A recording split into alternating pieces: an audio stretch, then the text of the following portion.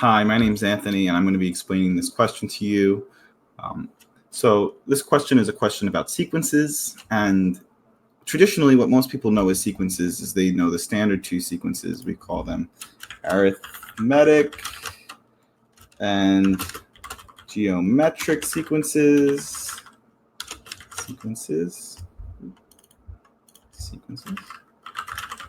Right? And the way that we do these is that we have some function, right? And we say f of n is equal to some original value from the last term, f of n minus 1, plus some constant k, we'll call it, right? That's the arithmetic sequence. We can put that right underneath this one, right? And then our geometric sequence, right, forms the function f of n is equal to f of n minus 1. So the state before it, right, times some constant k in this case.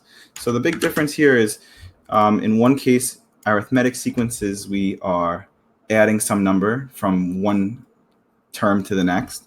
And then in geometric sequences, we're multiplying a number from one term to the next. And if we look at the sequence 573, 573, 573, 573, you could potentially categorize it into either if k is equal to 0 for this one, right?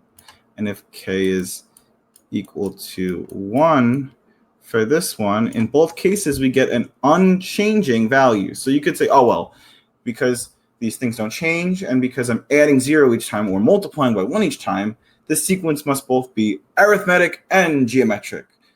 But unfortunately, that's not really true because arithmetic sequences and geometric sequences are looking for something more than just adding by 0 or multiplying by 1. We're not trying to change. We're trying to change and see a change as some value k that's not an unchanging value or a value that causes these terms not to change, right?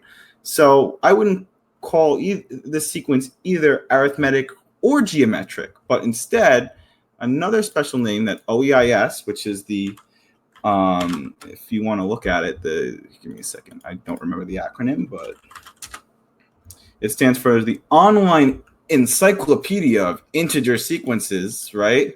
Which is a big compendium of all the information out there with talking about numbers in followed by commas, followed by more numbers.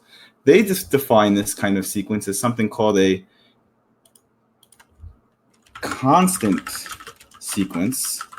And the definition for a constant sequence is simply this, that the next term in the sequence, f of n, is equivalent to the term before it, f of n minus 1. So the sequence never changes. I don't understand why we have to have a sequence like this in the first place. Maybe we can use it for a filter or something.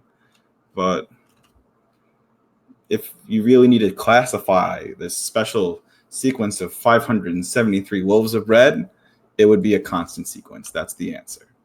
Have a good one. Thank you for listening.